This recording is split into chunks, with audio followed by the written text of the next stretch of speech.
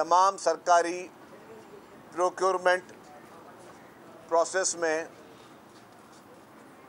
और तमाम जो हुकूमत के काम है उसको ई टेंडरिंग के ज़रिए करने का फौरी फ़ैसला किया है। वज़ीर आला साहब ने कल ये पॉलिसी अनाउंस कर दी है। अब के बाद सिंध भर में जितने भी पब्लिक प्रोक्योरमेंट की चीज़ें होंगी, जितने भी टेंडर्स होंगे सरकारी, वो हर सेक्टर के जिन सेक्टर्स को भी एग्जाम्शन थी वो सारी एग्जाम्शंस ख़त्म करके अब तमाम सरकारी कॉन्ट्रैक्ट्स, टेंडर्स, प्रोक्योरमेंट वो ई टेंडर्स के ज़रिए होंगे। इसका मकसद हुकूमत सिंध का ये है कि तमाम सरकारी चीज़ों में, सरकारी जितने भी महकमे उसमें शफाफियत को और ज़्यादा जो है वो बावकर कराया जाए, क्योंकि जिस तरह टेक्नोलॉजी तरक्की हो रही है तो उस टेक्नोलॉजी से हमेशा फ़ायदे लेने चाहिए। और फ़ायदे ये लेने चाहिए कि आपने अपने तमाम वो लूप होल्स बंद करने, वो सारी चीज़ें आपने रोकनी है जिसकी वजह से किसी भी किस्म की बदउनवानी हो सके।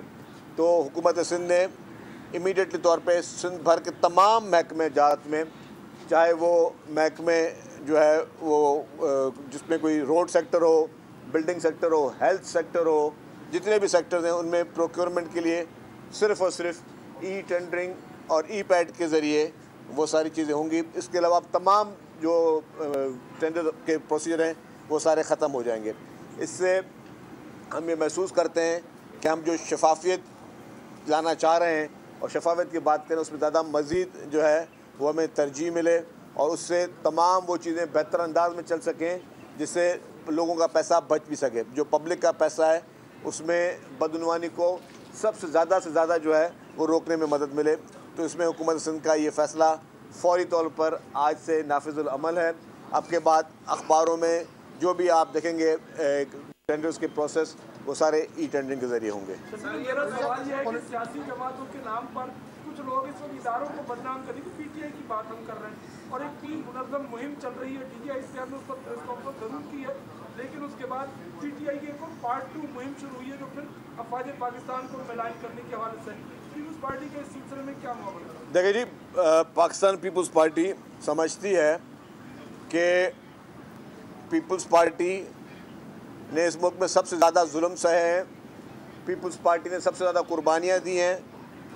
उसके बावजूद कभी पीपुल्स पार्टी ने जो है वो कभी इदारों के ख़िलाफ़ साजिशें नहीं की, मुल्क के ख़िलाफ़ साजिशें नहीं की। आपको याद होगा कि चेयरमैन बिलावल भुट्टो ज़रदारी साहब जब बैरून मुल्क गए और उनसे उस वक्त अपोजिशन में थे, बिलावल भुट्टो ज़रदारी साहब MNA थे, इमरान खान वज़ीर आज़म थे। जब उनके बारे में गैर मुल्की मीडिया ने सवाल पूछा तो उन्होंने कहा कि जी वो मेरा प्राइम मिनिस्टर है, मैं उनके खिलाफ़ कोई बात नहीं करूँगा। ये मैच्योरिटी का मुजाहरा था। इस वक्त अगर इमरान खान के घर के लोग भारत में जाके इंटरव्यू दे रहे हैं और भारतीय मीडिया को जो है वो पाकिस्तान के ख़िलाफ़ जो है वो मवाद दे रहे हैं या पाकिस्तान के ख़िलाफ़ साजिशों का हिस्सा बन रहे हैं भारतीय मीडिया के थ्रू, तो इससे बात ये साफ ज़ाहिर है कि भारत जो है वो अपने मकासद के लिए, जिसके हमेशा मकासद पाकिस्तान के ख़िलाफ़ रहे हैं।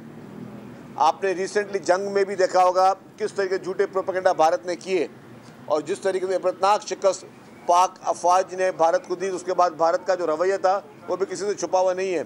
तो जो भारत जो है वो आपके मुल्क के हमेशा ख़िलाफ़ रहा है और वो PTI को माजी में फ़ंड्स भी करता रहा है, तो उधर जाके आप इंटरव्यूज़ दे रहे हैं और अपने ही मुल्क में आप जो है अपने मुल्क के सरबराहों के ख़िलाफ़ जो है वो गलत तरीके से आप प्रोपेगेंडास कर रहे हैं। आप बाकायदा पेड मुहिमें चल रही हैं आपकी। तो ज़ाहिर है इसमें हमारा मौक़िफ़ पीपुल्स पार्टी का बिल्कुल क्लियर है। पीपुल्स पार्टी चाहती है कि जमहूरी रवायतें चलती रहें, लेकिन कोई भी जमात रेड लाइन्स क्रॉस ना करे। रेड लाइन का मकसद हम ये रेड लाइन नहीं बोल रहे कि जी आप किसी पर तनकीद नहीं कर सकते। आप मतलब हमने तो मार्शल लॉ का मुकाबला किया, इमरान खान की पार्टी ने अभी तो कोई मार्शल लॉ नहीं देखे। इमरान खान की पार्टी किसी भी वर्कर को अभी तो कोड़े नहीं पड़े। इमरान खान की पार्टी में किसी भी शख्स को जो है फांसियाँ नहीं लगी। ये फांसियाँ, ये कोड़े, ये लाल किले, ये सख्त से सख्त सज़ाएँ और जिस तरीके से मैंने कहा कि पीपुल्स पार्टी की पूरी लीडरशिप इस मुल्क में उसने अपने जान नजराने दिए जमहूरियत के लिए, डेमोक्रेसी के लिए। शहीद जुल्फ़िकार अली भुट्टो का अदालती कत्ल हुआ, शहीद मोहतरमा बेनज़ीर भुट्टो साहबा की शहादत हुई। मोहतरमा आसिफ अली ज़रदारी साहब 12 साल जेल में थे बग़ैर किसी जो है सज़ा के, बग़ैर किसी कोई भी इदारों पे हमले नहीं किए। ये एक शख्स जिसको जेन्युइन केसेस में सज़ाएँ हुई हैं, जिसको अभी तो उनके मेन केसेस शुरू ही नहीं हुए, उस पर अगर वो अपने मुल्क के ख़िलाफ़, मुल्क के इदारों के ख़िलाफ़ इस तरीके से की घिनौनी साजिशें करेगा, इस तरीके के जो है वो अपने मुल्क को बदनाम करने के लिए गैर मुल्की मीडिया के ज़रिए या गैर मुल्की अपने हैंडलर्स के ज़रिए या लॉबिस्ट के ज़रिए साजिश करेगा तो उसकी मजम्मत करेंगे। अच्छा सर, शर्जील साहब, साजिश का आप जिक्र कर रहे हैं, तो कल भी एक साजिश की गई, सिंध का सकाफती दिन जो है उसको बदनाम करने की साजिश की गई। रोड रास्ते किसी पुलिस अफसर ने बंद करवाए, उसके बाद जो है वो पाकिस्तान मुखालिफ नारे भी लगे। तो ये पीपल्स पार्टी जो पाकिस्तान खफे का नारा लगाती है, वो इसको किस तरह बरती है कल उन्होंने? देखिए जी, मैं आपको बात खोल के बता दूं कि कल के लिए हमने सबको कल्चर डे की मुबारकबाद दी। सिंध एक हमारा एक कदीम सूबा है, उसकी एक कदीम और बहुत ही प्यारी सकाफत है और सबको सकाफत दिन मनाने का पूरा हक है, लेकिन किसी को भी कानून हाथ में लेने की इजाज़त नहीं है, चाहे कोई भी हो, चाहे मैं भी हूँ, कोई भी हो। मतलब हमने वेलकम किया, सहूलतें दी, सब चीज़ें हुकूमत ने की। कल वाक़यात अफसोसनाक वाक़े हुए हैं। कल हमारे अपनी पीपल्स बस सर्विस के भी शीशे तोड़े गए। मुझे बताएं तो कोई भी ऐसा काम जिसे आप किसी को नुकसान पहुंचो, चाहे वो प्राइवेट इमलाक हो या सरकारी इमलाक हो, आपको जो करना करो, लेकिन आप ऐसा कोई काम ना करो जिससे किसी को तकलीफ़ पहुंचे। तो उसमें हुकूमत ने जो है अपने एक्शन लिए, लेकिन बज़ात खुद मैं आपको बताऊं कि सबको अपना कल्चर डे मनाएं, दिल से मनाएं, लेकिन ऐसा कोई काम ना करें जिससे किसी और को तकलीफ हो। शर्जील साहब ये बताइएगा कि इस वक्त वकला भी तहरीक पे निकले हुए, वो 28वीं तरमीम के हवाले से भी उनके खदशात है, 27 को भी वो कबूल नहीं करते और लगातार वो रैलियाँ और मुख्तलिफ अदालती बाइकाट करें। तो वकला के ये खदशात दुरुस्त है? देखिए, 28वीं तरमीम अभी आई नहीं है, आप उससे पहले कैसे बात कर रहे हैं? एक 28वीं तरमीम आएगी तब बात होगी ना, और तरमीम में पास करना जो है वो पार्लियामेंट का काम है। जी आप ये बताइएगा कि इस्लामाबाद में चंद वक्त पहले एक वाक़या हुआ कि एक जज के बेटे ने 2 खवातीन को कुचल दिया, उसके बाद कोर्ट सेटलमेंट हो गई और वो ड्राइवर जो है वो अंडर एज था और गाड़ी जो है वो नॉन कस्टम थी। इसी तरह एक वाक़या सिंध में हुआ कि जब कंप्रोमाइज़ हो गया, लेकिन अदालत ने मालूम था कि हम केस चलाएंगे, चारजुतोई केस आपको याद होगा। तो इसको आप दोनों केसों के नज़र से देखते हैं? देखिए जी, चाहे इस्लामाबाद में मैंने देखा एक जज साहब की गाड़ी से जो है 2 मासूम बच्चों की अफसोसनाक हलाकत हुई।